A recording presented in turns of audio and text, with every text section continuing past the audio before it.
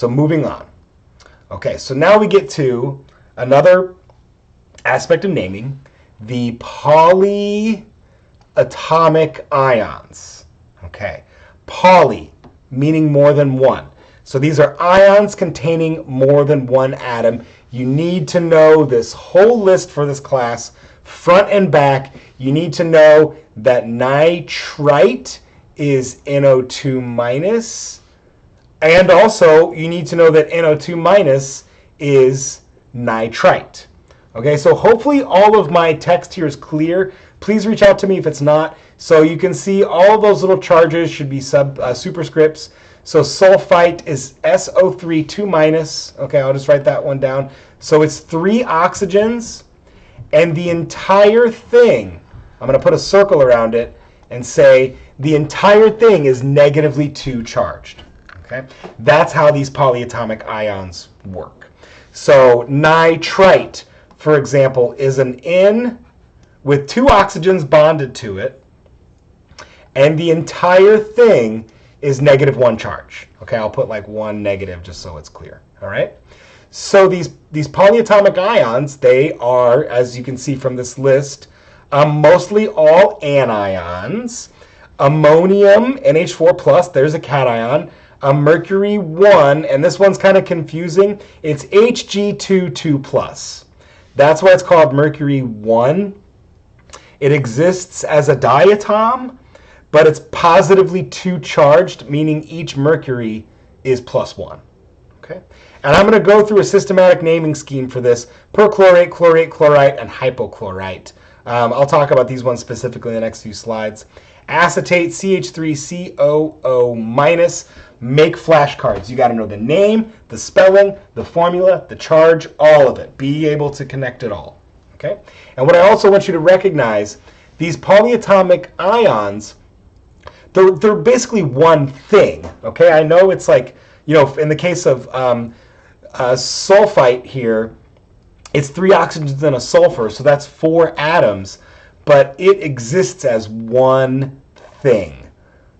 That's negatively 2 charged. Okay, that's why they're called polyatomic ions.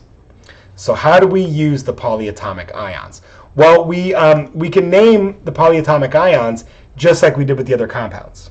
Okay, with the other ionic compounds, because remember, these are charged. So because these have a charge, they have to form ionic compounds. So I'll give you an example. Suppose I write this formula: NaNO3. You might be thinking sodium, nitrogen, trioxide. That's not it. I'm going to write that down. Sodium, nitrogen,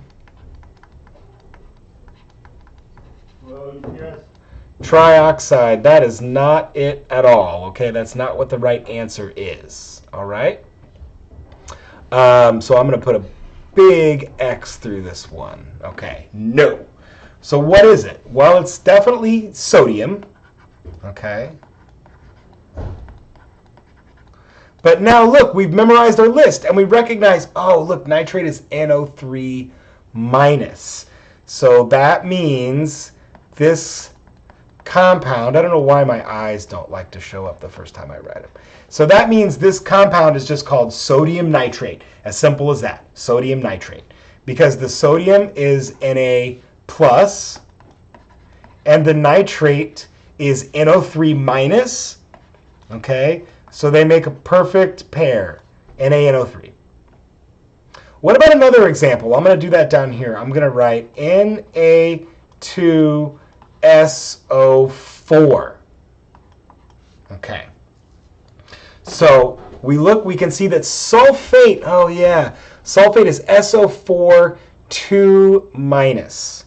So it makes sense that we had to have 2 of these sodiums. And remember, when I break this down, this all means 2 Na pluses, not Na2 plus. Respect the subscript. You're going to hear me say it over and over again. So this is 2 sodium pluses plus 1 sulfate. Okay? And I simply call this compound sodium sulfate. No tri, di, tetra, anything, because it's an ionic compound. So because it's an ionic compound, I don't use the di, tri, etc. I just have to know what the charges are. That's how ionic compounds work. You just have to know what the charges are. Okay. So make sure you also practice with these polyatomic ions. There's another one I want to point out that's probably familiar to you. Look, peroxide, and look, it's O2, 2 minus. Okay. If I combine that with 2 hydrogens, because hydrogen is always plus 1.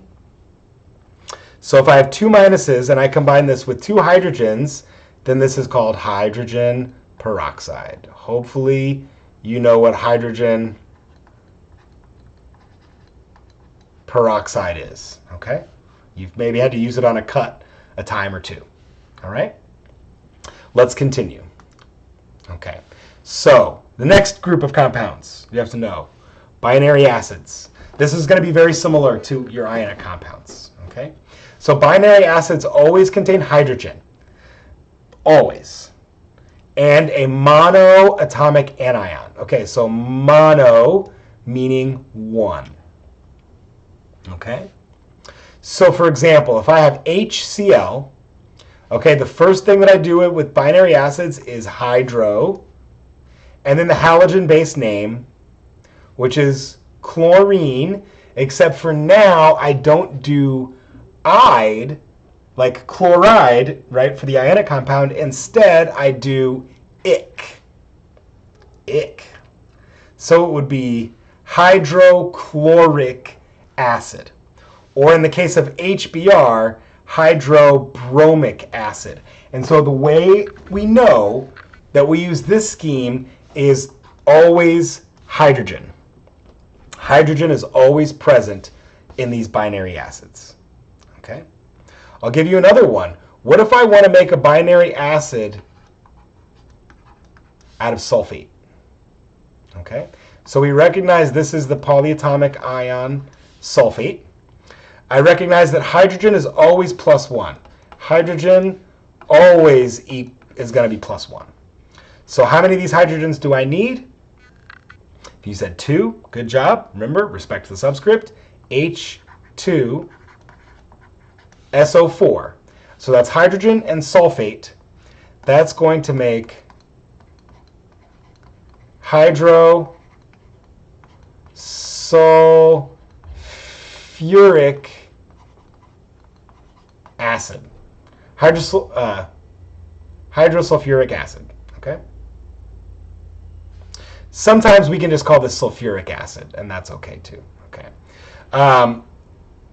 I'm probably giving you a bad example here because technically that's for binary acids.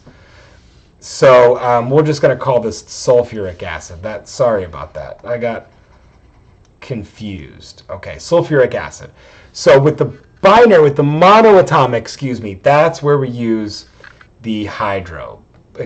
So let me give you one more example. So if I did HI, we know I is a monoatomic ion. Okay, so H2SO4 is just sulfuric acid. HI would be hydroiodic.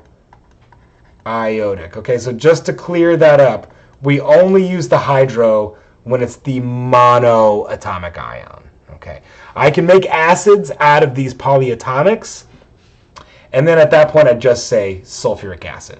We're going to come up, I'm going to give you more examples of these polyatomic acids as we go. Okay, and I think I have some of those next. Haha, here we are. I have them next. Okay, so here's the series of oxoanions. Okay, so let me go back here and say oxo acid. Okay, not a binary acid. Okay, so oxoanions or oxoacids. All right, so the series, here's the polyatomic ion that I told you. Perchlorate, chlorate, chlorite, hypochlorite. There's kind of a fun game that you can play with these. So like now I'm forgetting the game. So the 8s are bigger because they ate the extra oxygen, if that makes any sense at all. So perchlorate, chlorate, chlorite, hypochlorite. Okay? When I make acids out of these, look, I don't put the hydro, I just do the ic. And I only do the ic for these two, perchloric and chloric. Now the ites become us. Chlorus, hypochlorus. Okay? So make sure you're flashcarding it up. Know this list. All right? Okay. So here's a big summary of everything we just did. I know I went through that awful fast. Okay? Which is why I definitely 100% want you to practice. Practice makes perfect. Okay? Go through the homeworks. Go through your book. There's tons of these practice problems in the book. Okay? And if you want even more practice naming compound problems, just reach out to me. Okay? I think in week 3 discussion, we'll get into naming compounds. So I'll have a practice worksheet for you next week. So here's a nice flowchart. Okay, naming compounds. Is it ionic or is it covalent? You have to recognize which is which to get this right. Okay. Remember, covalent is all nonmetals. So I shouldn't say like all nonmetal compounds are covalent compounds. It is made up of all nonmetal atoms, right? A covalent compound is made up of all nonmetal atoms, and the ionic compound is one metal plus one nonmetal. So that's the first place to start, is recognizing, is it ionic or covalent? Okay? If you recognize that it's covalent, okay? So another question it's asking, is there a metal or ammonium? So ammonium is this kind of exception, and I'll talk about that in a moment. So they're putting this example here because ammonium is one of our only polyatomic cations. Okay, that's why this is here. So if the answer to this question, is there a metal? No, that means it's covalent.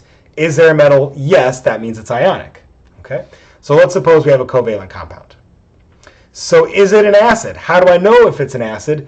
Well, does it start with hydrogen? If it starts with hydrogen, then yes, it's an acid. If it doesn't start with an acid, then it's not an acid, and we use the number of each atom, mono, di, tri, etc. We don't put a mono on the first one, remember. So carbon monoxide is not monocarbon monoxide. It's just carbon monoxide. And write that second one, add "ide" to the second atom name. Okay? So now what if this is an acid? Yes, that means it's got hydrogen. Hydrogen plus what? If it's a halogen, okay? Hydro something-ic acid, hydrochloric acid, hydrobromic acid.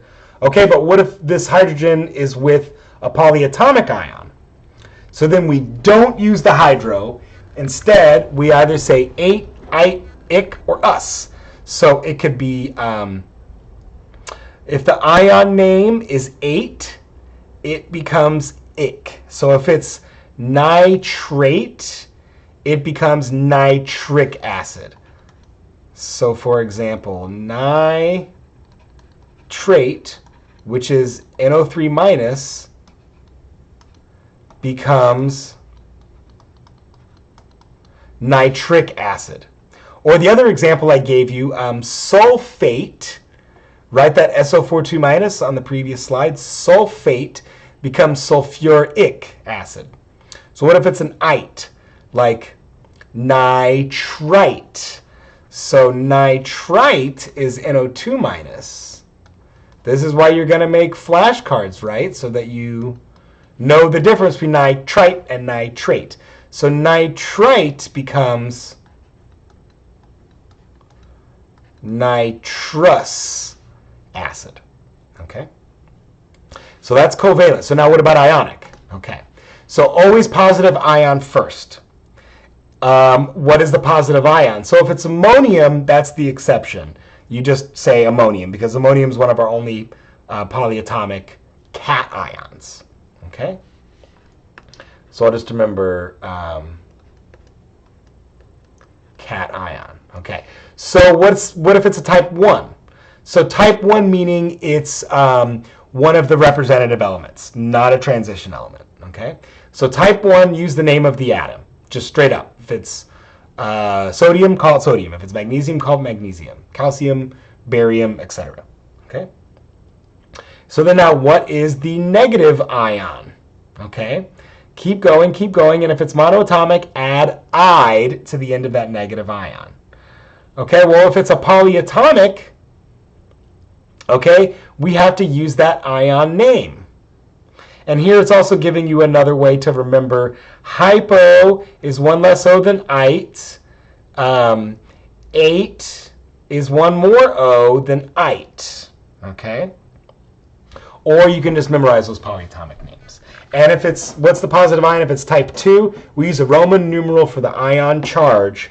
And we have to use the formula to help us figure out what the charge is. Okay. So, now I'm going to wrap it up here. Okay. So, be able to name compounds, ionic and covalent, given a formula. So, if you were given a formula, come up with a name. Also, if you were given the other way around, if you were given a formula, be able to come up with its name. So go back and forth either way. Okay? Know the formulas, charges, and names of polyatomic ions discussed in class. All right? So I know that was fast, going through this naming compounds. So that's why you're going to practice, do the question banks, discussion next week, not September 1st, but September 8th. We'll go through like a naming compounds worksheet and discussion. Okay, folks, you know how to find me. I'll see you around.